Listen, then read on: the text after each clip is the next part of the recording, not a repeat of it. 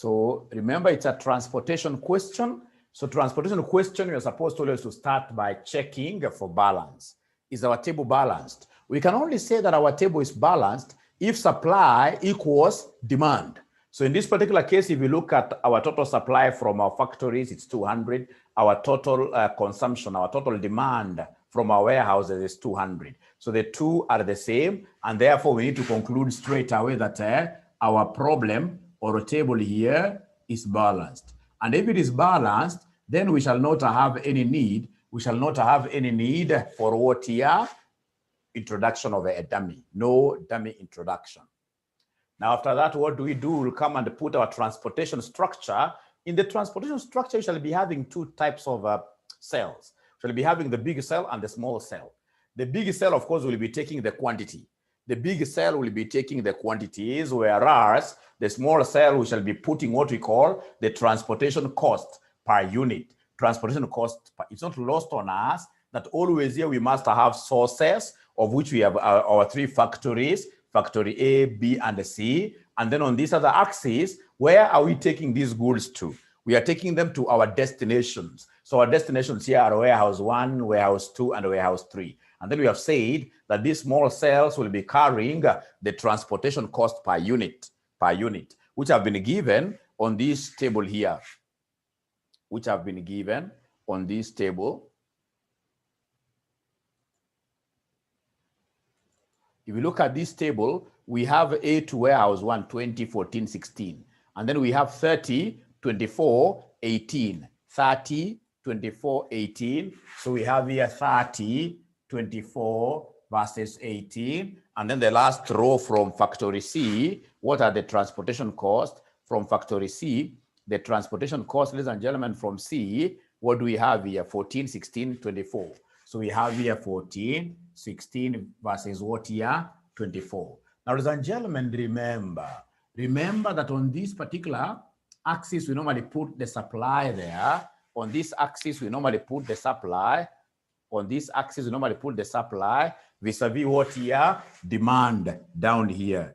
Here, down here, we have demand. So there we have supply, total supply from our sources. They move that way. We'll be able to get our total supply. And then, of course, our warehouses will be able to match them with our demands. So if you look at our question, they have given us the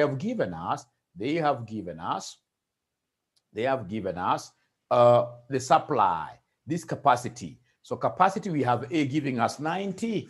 A will give us 90. Remember, my figures are in terms of thousands of units. So A will give us 90. B supply is 30. C supply is 80. So we have 90, 30, and what here? 80. And then we have warehouse 1 demand is 50. Warehouse 1 demand is 50. We have warehouse 2 is 110. Warehouse 2 is 110. Warehouse 3 is 40, like that. Now, ladies and gentlemen, we happen to be having our table there. We happen to be having our demand as given in the question. Warehouse 1 wants 50, warehouse 2 110, warehouse 3 40, etc. Now, ladies and gentlemen, with this kind of information, now I can very easily slot in the quantities inside here. So you want to do distribution of the quantities and advise them. Warehouse 1 should get how many from source B, for example, etc. So from there, the next step, come and distribute. So we have here distribute. You are distributing, distribute units to the big cells. Distribute units to the big cells. Remember, in QA distribution of units to the big cells, we always use what we call the Vogel's approximation method.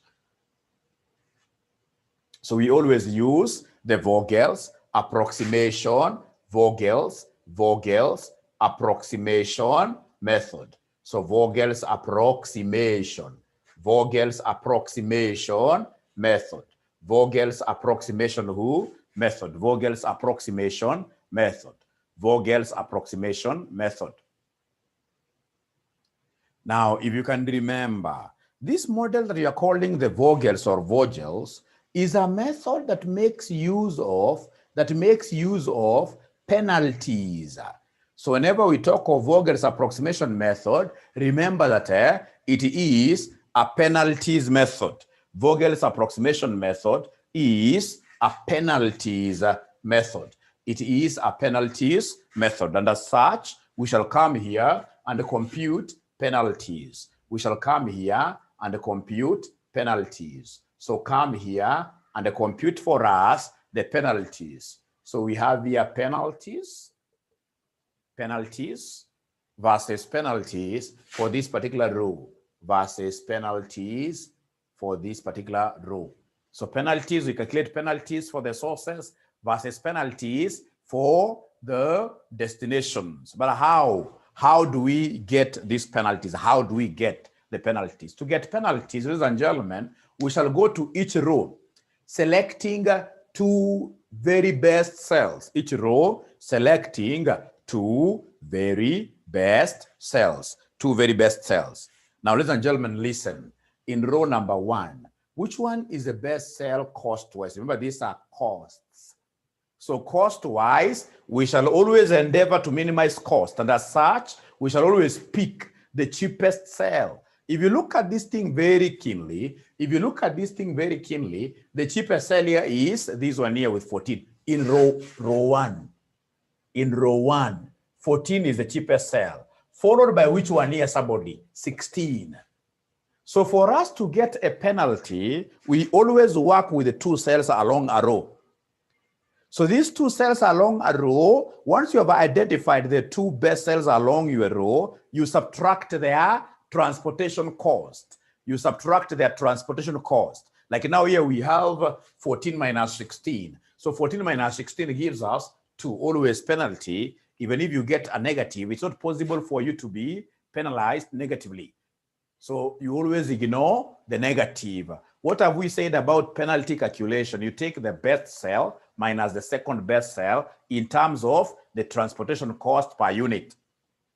So if you're in agreement, could you kindly give me the penalty for cell number 2, or rather for row number 2? If you're in agreement, kindly give me the penalty for row number 2. The penalty for row number 2, what do we have? Dahir tells me 6, seemingly 6 is correct. So what do we have here? The very best is 18.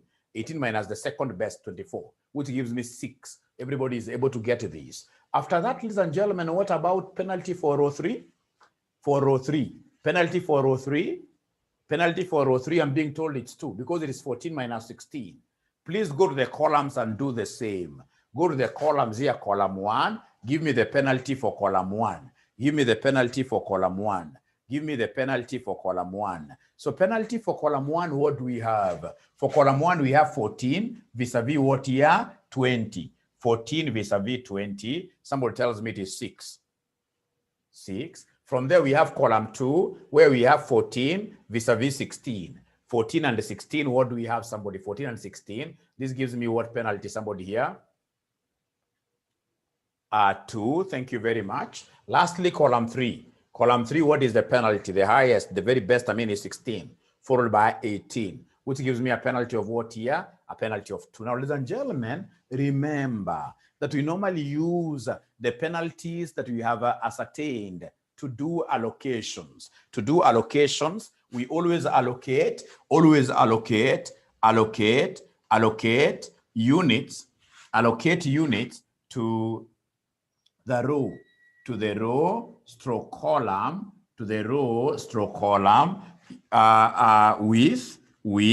with the highest penalty, with the highest what here? With the highest penalty, Allocate units to that row or a column which has the highest penalty. So in this case here, our yardstick, what will be guiding us is the highest penalty, because my aim is to run from that highest penalty. But now I'll run from the highest penalty creatively. First of all, I attack this highest penalty by holding it through, or rather on its horns. I'm not fearing it. So always we go for the highest penalty. That is the condition which you are supposed to be remembering. The condition, always work with the highest penalty. Always work with the highest penalty. Always work with the highest penalty. Allocate units to that row stroke column which has the highest penalty. Now, when you look at the penalties that we have across the board, 6 is the highest. But unfortunately, they happen to be what here? 2 of them. So there is a tie. There is a tie. When there is a tie, what do we do? Whenever there is a tie, what do we do? Cry? No, we can never cry. Whenever there is a tie, we must get a way of resolving this issue. Whenever there is a tie, allocate. Whenever there is a tie, allocate units to the row, stroke column in the tie, stroke column here in the tie, that will consume the highest quantity, that will consume the highest what here. Please write these small notes as we get along. So whenever there is a tie between the highest penalties, the row or a column that will at the end of the day prevail is that row stroke column which will be able to absorb the highest number of units,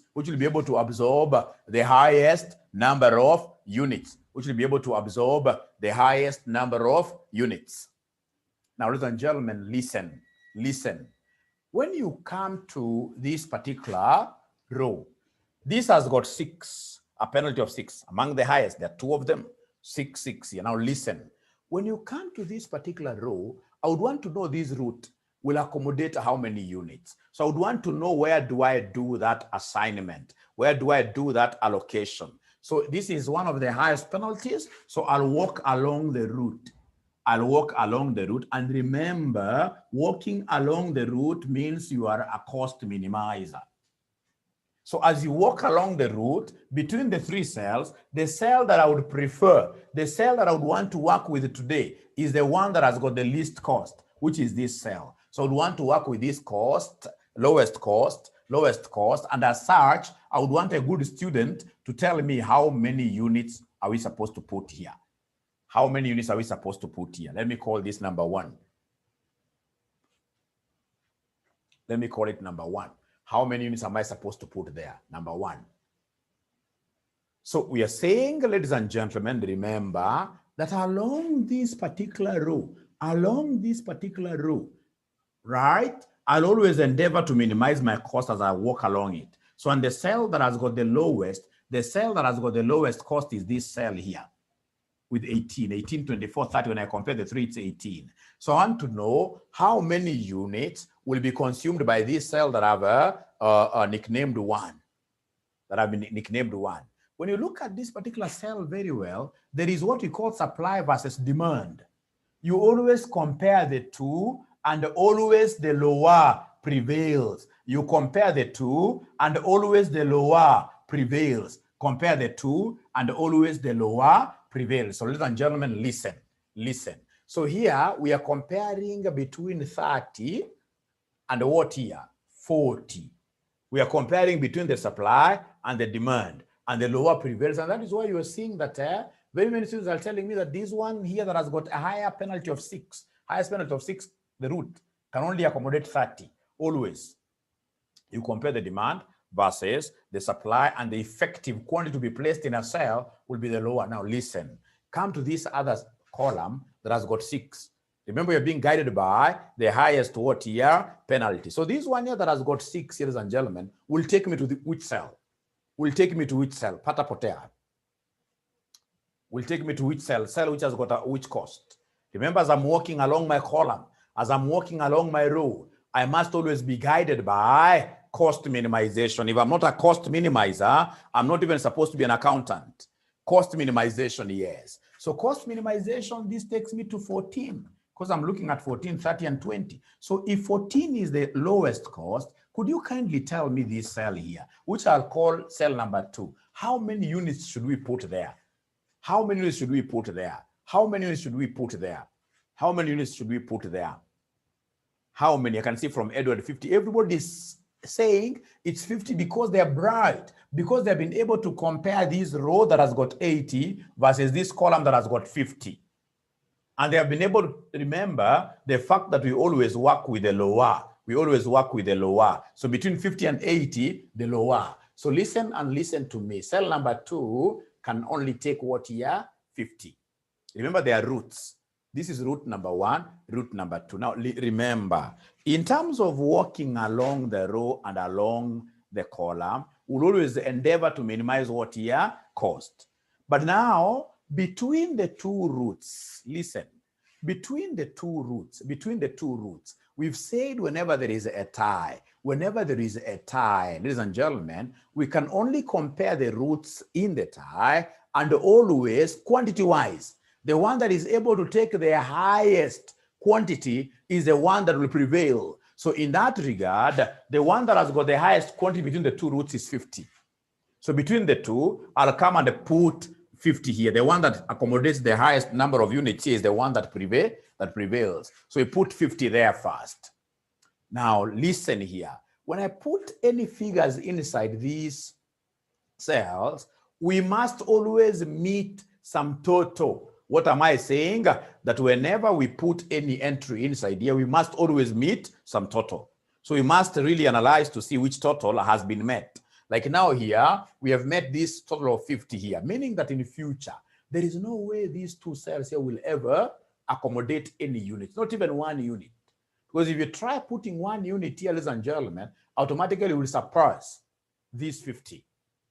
So anytime you do an entry, an allocation of quantity in this particular big table, always try to study and tell us which quantity has been met, total quantity has been met. Like now here we have met this total quantities capacity.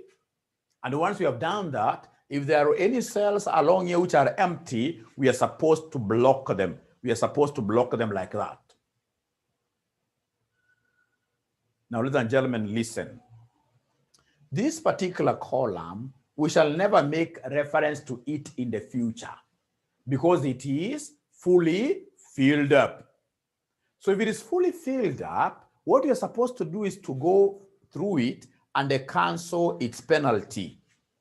Any cell, any column or row that you meet its total parameter, its penalty must be cancelled. Go along that column and cancel that penalty. Now, ladies and gentlemen, listen. When you cancel a penalty, there is a rule. Anytime you cancel a penalty, whenever you cancel a penalty, there is a rule which is very important. Whenever we cancel a penalty, the rule on cancellation of a penalty, whenever we cancel a penalty, always recalculate penalties for the entire table afresh.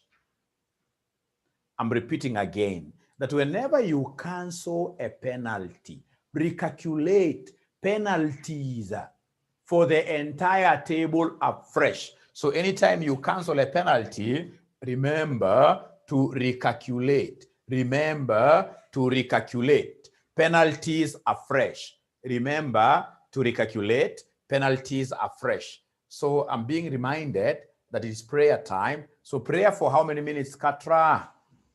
How many minutes, Katra prayers?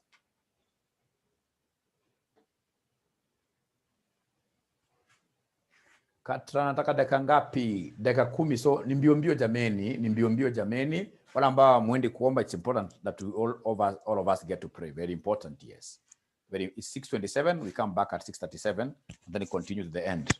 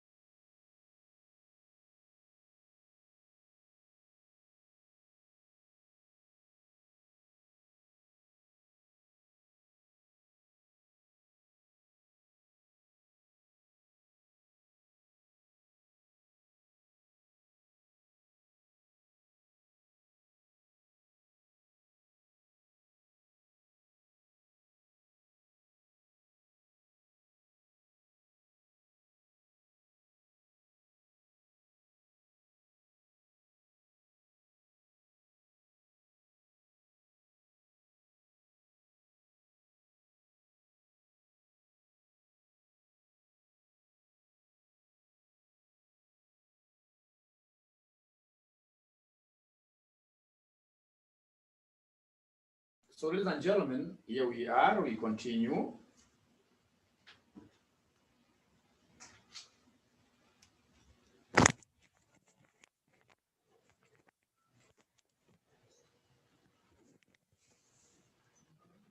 Here we are, we continue. So we've said, here we have cancelled a penalty. When we cancel a penalty, we must recalculate new penalties for the entire table afresh. Fortunately, calculating a penalty is not a big deal. Like if you tell me to calculate a penalty for you for this particular column, how do I go about it? I'll always work with the very best cell. In this column, the very best cell is 14, followed by 16. So get the difference between the best and second best.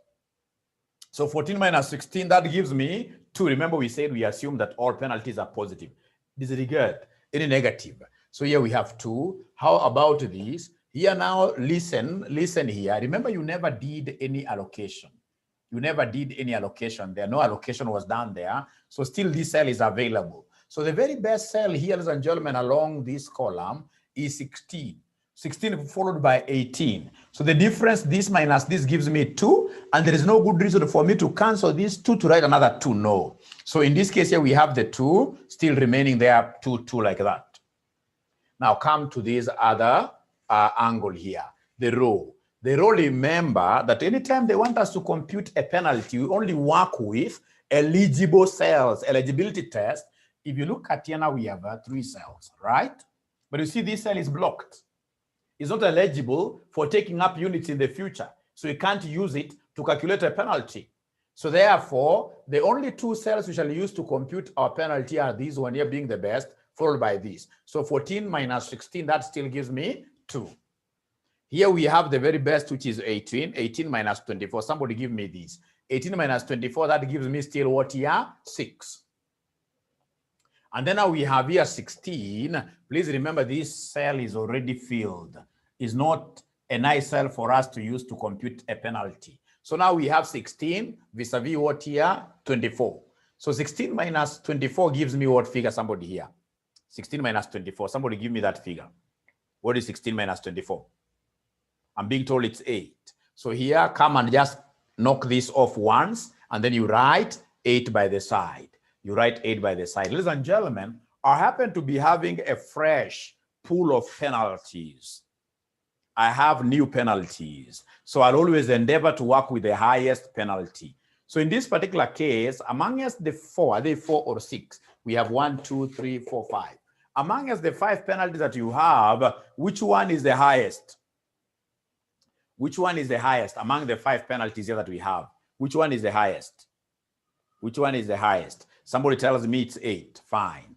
Unfortunately, this time around, ladies and gentlemen, we do not have a tie. We only have 1 8, which is the highest. So when there's no tie, things become very easy for me because my role will be to walk along the path. My role will be to walk along this row and go for the best cost cell. So cost-wise, when I walk here, remember I can't make reference to this cell. This was taken a long time ago. So the best cell cost-wise is this one here that has got what here? 16. 16. Can somebody tell me tonight, how many units do you think will this particular cell take up? How many units will it take? Somebody help me. How many units will it take? Somebody help me. Dahiri says 30. How many? Edward says 30. Everybody seems to say 30. These are bright students. What they have done is to compare the row total vis-a-vis the column total. Listen, row-wise, I'm able to see the 80. But you see out of the 80, 50 have been taken up. So meaning that we are working with balancing figures. We are working with balancing figures along the row. What figure do we need to put there to balance? So along the row, what figure do we need to put here to balance? So along the row, a figure that we need to balance this 80 is 30. So row-wise, moving this way, we need to slot 30 here. How about column-wise? Column-wise, assuming we don't put anything because you're still comparing, column-wise, we need 110. Remember, we said you compare row total column total, taking into consideration the balancing figures. And then always work with, in terms of balancing figures, we always work with the smaller. In terms of balancing figures, always work with the small. It's only in the tie where we go for the highest quantity to be accommodated root. So ladies and gentlemen, listen. Here we have said row wise 30, column wise 110. So 30 prevails. So we shall put 30 here. Now let me ask you a question. After putting that 30 there, could you kindly advise me, is there any total we have met by placing that 30 there? Because every time you insert a quantity there, there must be a total to be met. There is no way you can ever insert a quantity without meeting some total. Is there any total we have been able to meet?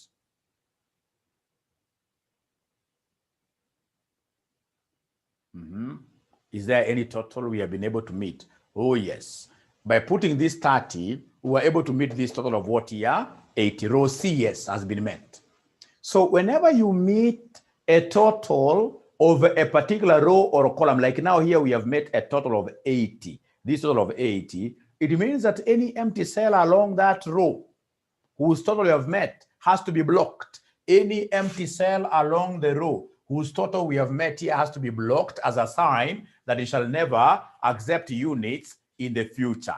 It shall never accept units in the future.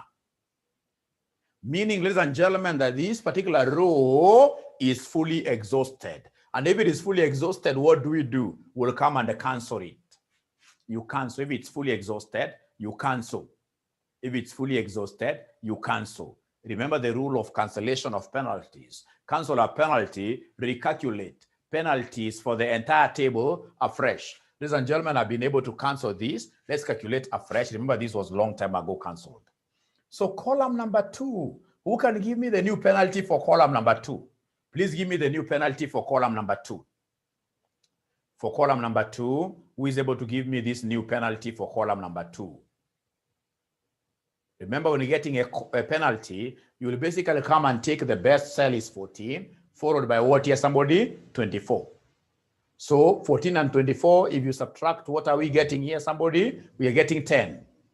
And then come to this particular column 3. So column 3, what do we have? 16 and 18. 16 and 18, that gives me what penalty, somebody? 2. So there is no good reason for me to cancel that. Still 2. Come here and check whether there is any which is changing. 14 and 16, that gives me 2. 24 and 18, that gives me 6. So I happen to be having a fresh round of what here? Penalties. What do I do with these penalties? Very easy. Always you will be guided by the highest penalty. Highest penalty happens to be the 10. It's a column penalty. Walk along the column and do the allocation of units for us. Walk along the column, which has the highest penalty. When you walk along the column that has got the highest penalty, this 10 here, it takes me to the very best cell. The best cell, I'm walking here. The very best cell is the one that has got the lowest cost. So the one that has got the lowest cost is this one here with 14. So then how many units will it take here? Ladies and gentlemen, row-wise is supposed to be 90.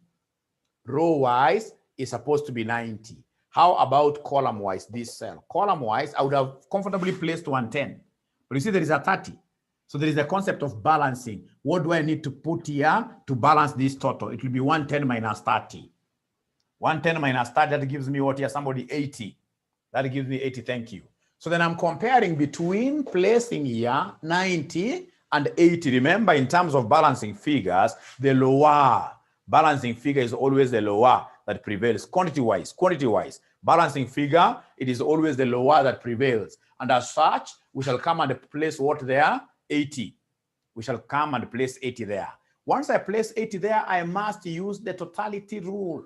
Is there any total that you have been able to meet by placing that 80 there? Oh, yes. We've been able to meet, ladies and gentlemen, these 110. And then when you walk along the column, you'll be able to see along the column, if there is any empty cell along a column whose total you have met, these has to be blocked.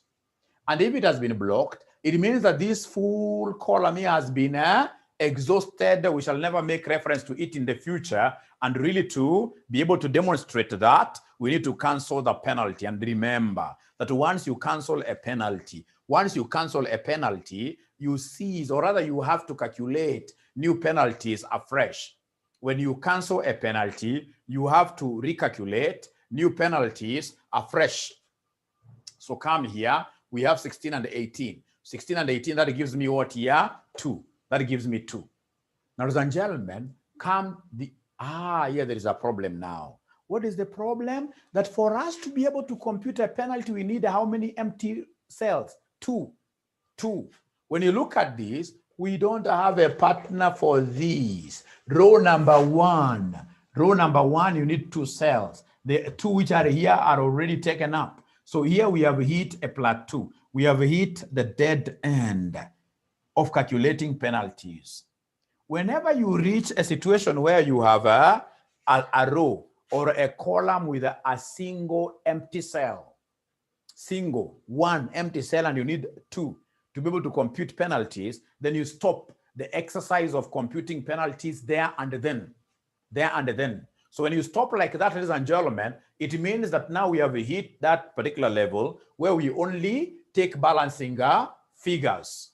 For purposes of finishing our question, now we have hit that particular situation where we can no longer compute penalties, and as such, we shall come here and balance our entire table. So while balancing, remember we have got 2 cells here. I can't start with the 18, even if we are speaking about balancing. We have to be cost sensitive. So cost sensitivity, this takes me to this cheapest cell here. So somebody, how many units do I place here to be able to really meet the entire table? How many? When you look at row-wise, balancing figure is 10 because there is this 80. When I look at column-wise, balancing figure, there is nothing to be deducted here from the total. Balancing figure here downward will be 40. Balancing figures, we always work with the smaller. We always work with the smaller, and as such, I'll put 10 there. So when I place that 10 there, ladies and gentlemen, I can see I've already met this. Remember now there is even nothing much really to talk about, to care about. It's about balancing, and I was having 2 cells. Here I've been able to place a quantity. Now the very last one is the most sensitive one, which will be able to guide us and tell us whether we are correct or wrong. This last one, now whatever quantity you put here should be able to agree row-wise and column-wise. How many units do we place here? How many units do we place there? Somebody talk to us. How many units do you place there? Lokai tells me 30. So when you look at row-wise, you're right, 30, even column-wise, 30 because of 40 minus 10. So 30 like that.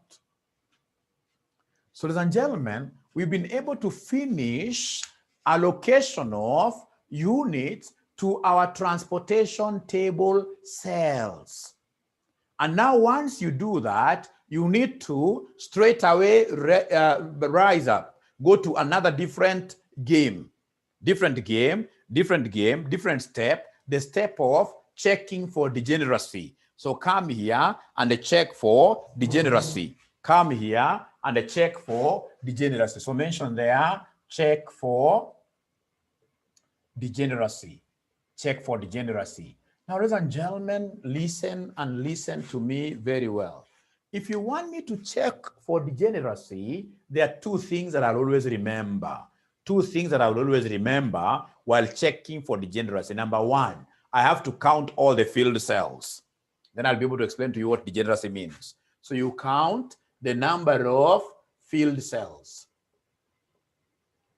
Please count them for us. Number of filled cells. How many cells do we have here that are filled up in our table? Number of units or other cells with the units, like this has a unit. This has got units. So we have 1, 2, 1, 2. Don't count the supply and the demand. So we have 1, 2, 3, 4, 5. You can see when somebody has already gotten that. Number of filled cells, they are telling me they are 5. Number of filled cells, they are telling me they are 5. Please come and compare this with some statistic, very important statistic, R plus C minus 1. R plus C minus 1. R plus C minus 1. R stands for rows.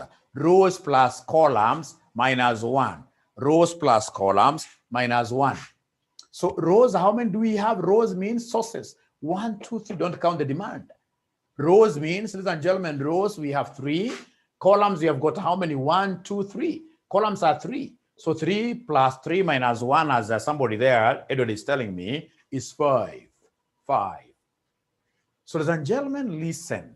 When they want me to give them the degree of degeneracy, what I'll do, I'll come and give them this difference. This difference is what we shall be calling the department, or rather the degree of degeneracy. Somebody may confuse that for Department of Defense. So DOD stands for degree of degeneracy. So this degree of degeneracy, I'll take 5, this one, minus this 5. So 5 minus 5 gives me 0. 5 minus 5 gives me 0. 5 minus 5 gives me 0. Ladies and gentlemen, listen. Listen. Degeneracy is not a good thing. Any solution that is degenerate, any table that is degenerate, if you get a table that is degenerate, it means that that table doesn't have a solution. If you get any table that has got some degree, whichever degree of degeneracy, even if it's 1, 2, 3, doesn't matter. So long as a problem is degenerate, it has got some degree of degeneracy, then we stop there. We can't continue. Fortunately, here we are lucky. Why am I saying we are lucky? Because the degree of degeneracy here is 0, meaning that the table that we have here is not degenerate.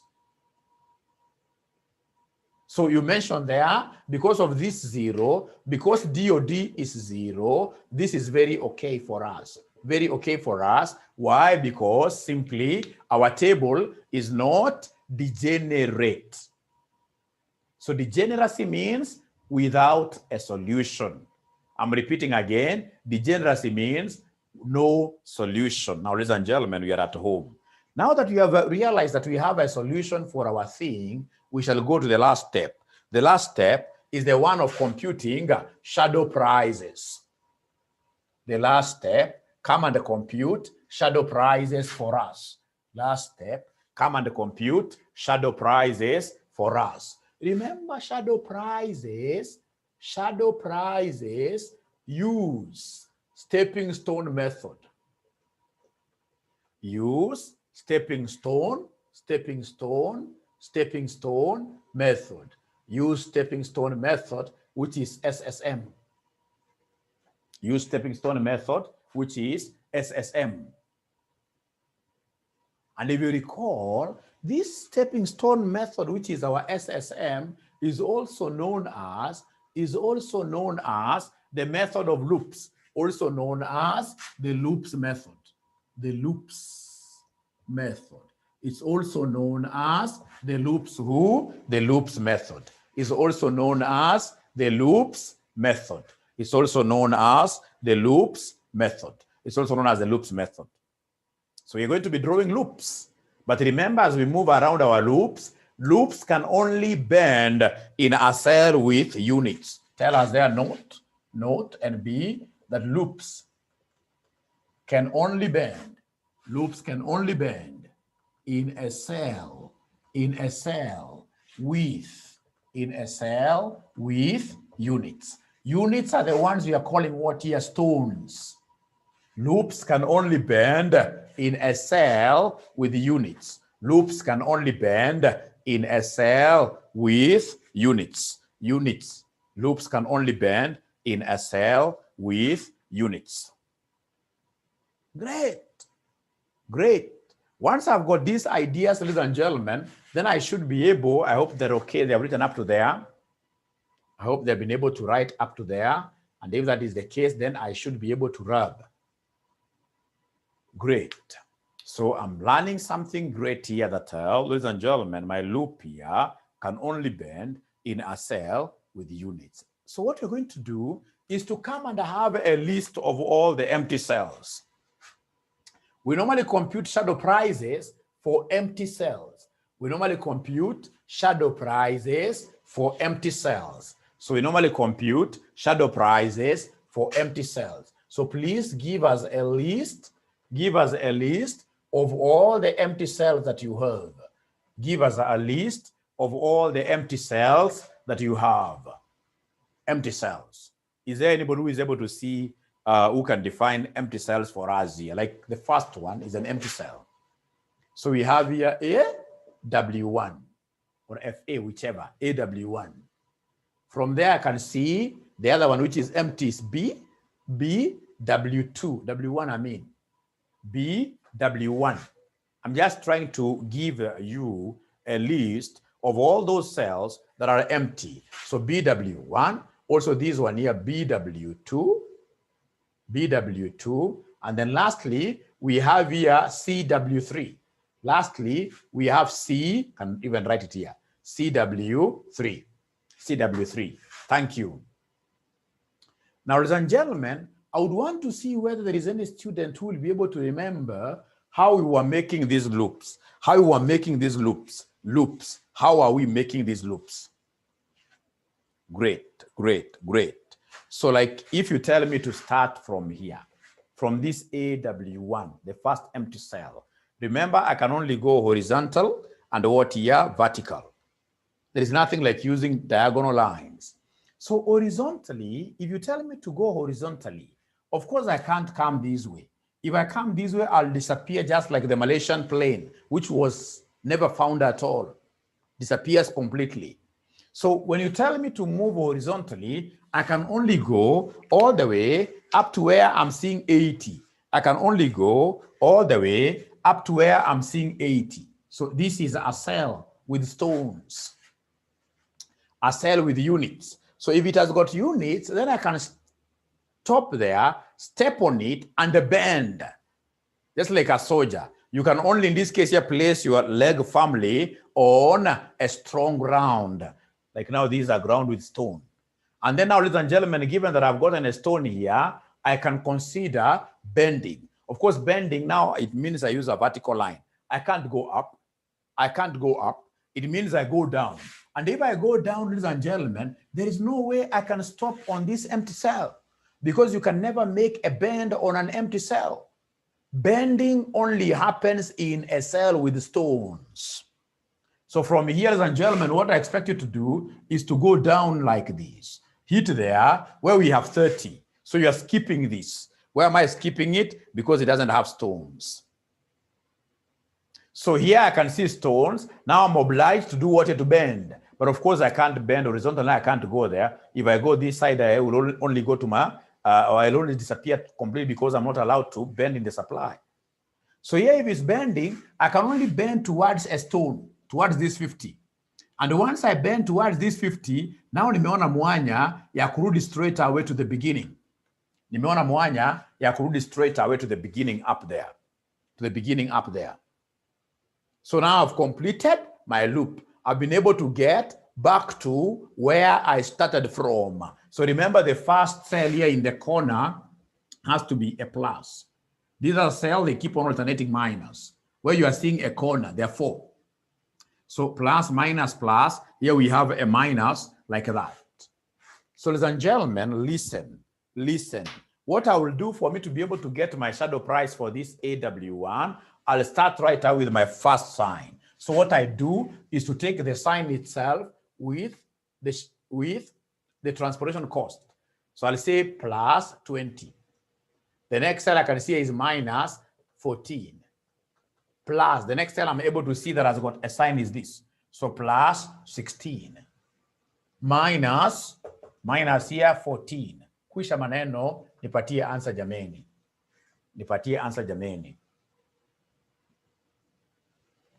Kwisha maneno, nipatie answer jameni. From there, I'll be able to guide you accordingly.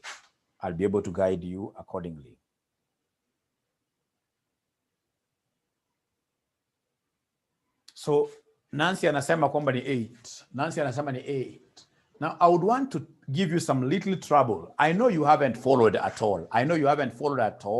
But could you kindly try giving me the shadow price of BW1? I'll give you a present. BW1, I'll give you a present.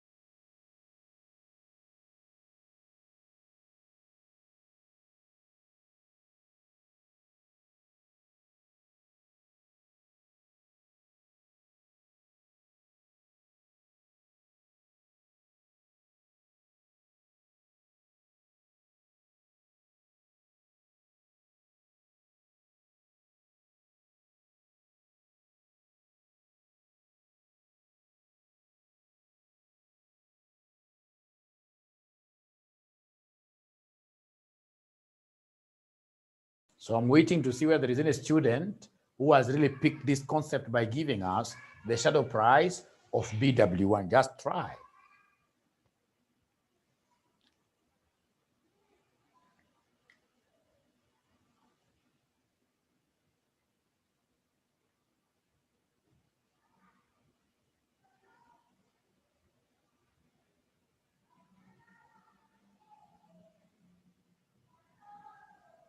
Ukiona amenyamaza hivyo ni disaster, disaster, disaster.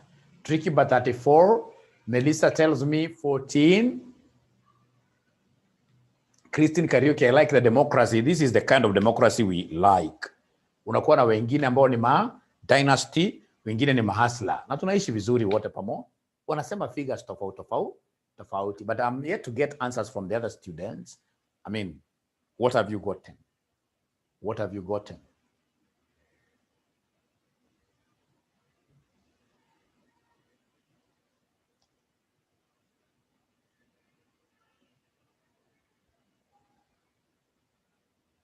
Faith says 8. Faith says 8. One of the other students, Kiprotich says 8. This 8 is gaining traction. Seemingly, it could be the correct answer. Katra has even gone ahead and given us the formula. Let me do it. Now, ladies and gentlemen, listen. It is BW1. It is BW1. BW1. Let's see. Allow me to rub this. Wish I could get a blue pen. Great. So it is BW1. So this BW1, how will we move? Very nice. Very nice. The moment I understand this, then I would have understood the entire thing on shadow pricing. So horizontally, I'll go straight away up to 30 because I can't step in between there. So from 30, now, of course, I've hit a dead end. I can't continue. Remember, this is where I've begun from. So I'm forced to bend. So where do I bend to? I can't bend down because if I do that, I'll disappear permanently. So it means I bend up. So I go to 10. There again, I've hit a dead end. It means I can only go to 80. I can't go this way. I go to 80. So from 80, I can't continue. I'll have to bend. So bending means straight away, I go to 30. Right? From 30, of course, I'm trying to find my way back. I can't bend. I'll always be pulled by stones. Here there is a hot stone calling me, 50. And then I'll be able to go back like that. Nobody said that we must have a square. No. So remember, this will be plus. We must always start with the plus. So plus 30. So we have here plus 30, plus 30, plus 30. The next corner after 30 is this one here, which I'll talk of minus 18. We are working with CIJs. So minus 18 plus. The cell signs must keep on alternating. After this, we went here. So plus 16 minus. The next corner will be minus 14. The next one will be plus. The next corner after this is here. So plus 16 minus. The last corner here is 14 just before we ventured back. Minus 14. Hebu tupatie answer tuone itakuja ngapi. Tupatie answer tuone itakuja ngapi oye. Tupatie answer tuone itakuja ngapi oye.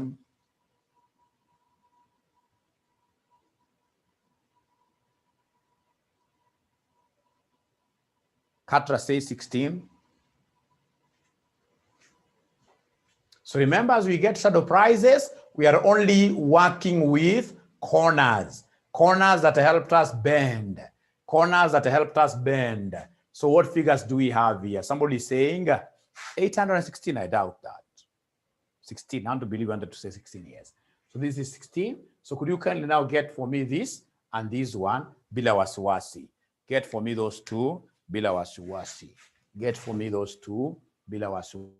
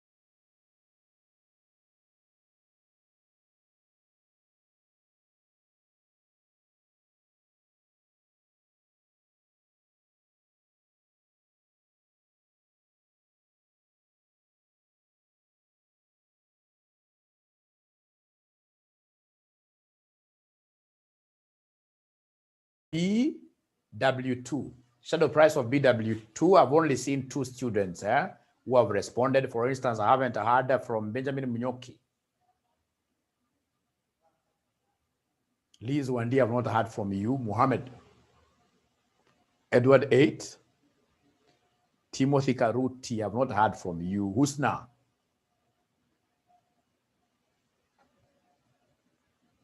Sio kitu ngumu, jaribu tuone. Samuel J tells me 8.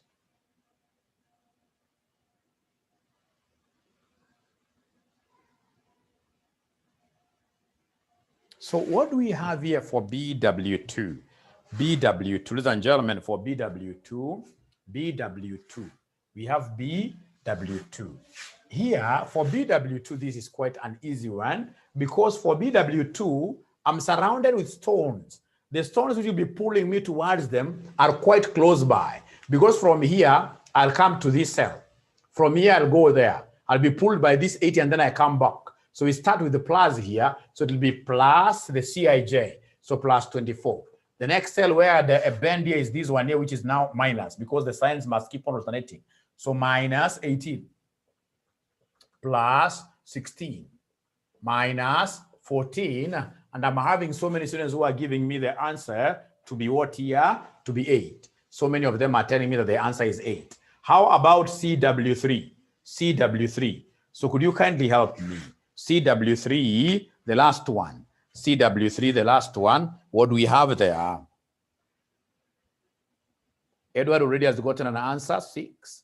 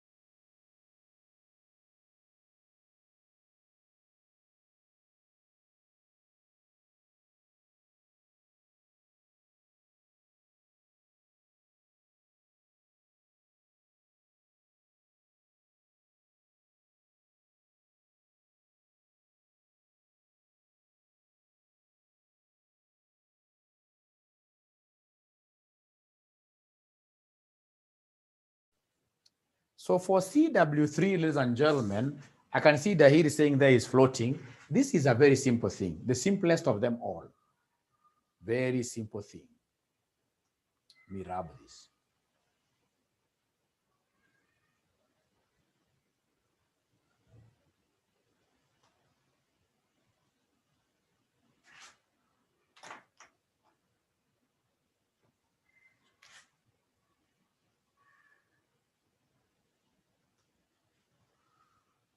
Okay, so we are looking at CW3. CW3. So CW3, where are we? Here. Here. So what you want to do is to constitute a loop. And how do we constitute this loop? Very easy. You move horizontally and what here? Vertically, in a way that you will be able to step on stones. The method itself is called stepping stone method. Stepping stone method. It's called a stepping stone method. So ladies and gentlemen, please help me here. If it's horizontal where I can see a stone here, I can see quantity here. So here I'll move up to 30. So from there, I don't have to continue. Once I've seen a stone, I'll always consider bending. So here I want to bend vertically. Vertically, of course, I can't go down. I am seeing a stone up there pulling me. I can't stop here because here is an empty cell. So I can see a stone pulling me up. I'll go all the way to 80. So from there, what do? I want to bend because already I've hit a dead end upwards. So bending, I can't go this way because if I try to go this way, I'll disappear completely. There is no stone to step on to bend horizontally that way. So it means if it's horizontal, it has to be this 10. And of course, the moment I've seen this 10, now I have to go down at once because I'll have closed the loop. The essence is to start and ensure that you close the loop. You start and you ensure that you close the loop. So ladies and gentlemen, if that is agreeable, I would want us to come and now fix these things for CW3. So CW3. So this CW3, what do we have here? We start from our empty cell. Our empty cell here has to be positive. Remember, we keep on changing as per the corners. So this will be negative, this will be positive, this will be negative. The corners, we have only 4 corners and therefore 4 signs. So we have here positive what here? 24. Even if you move clockwise or anti-clockwise, you'll get the same answers. The next one is this one here with minus the small cell value. So minus 16. The next cell here is plus what? Plus 14. From there, we have minus what here? Minus 16. So could you kindly give us an answer? You can't use this because you don't have a corner. You only use cells with a corner. You only make use of cells with a corner. Please help me. What figure do we have? Pata potea. Pata potea. So I'm being given a figure of what here? 6. 6. I'm being given a figure of 6. Ladies and gentlemen, please let's make some observation there. That all the shadow prices are a positive. All the shadow prices are a positive, and therefore we have an optimal solution. All the shadow prices are positive, and therefore we have an optimal solution. Remember, our solution can only be optimal when the shadow prices are positive. So therefore, our solution is what here? The best. Our solution is optimal. Remember, whenever you use VAM and use it correctly, the first table you get will always be optimal. There are no iterations to be made here. The first table you get will always be optimal. You can't get a negative shadow price. When you use VAM very well, the first table you get will be what here? Will be optimal. Will be optimal. And therefore, the total transportation cost, give us there, the total transportation cost will be equal to the total transportation cost. Therefore, the total transportation cost. The total transportation cost will be equal to what here? I've taken how many units here? I have A to W2. A to W2, I took 80 units. And I know that each unit is costing me 14. Plus, we've taken 10 units to this cell. So plus 10, 10 times 16.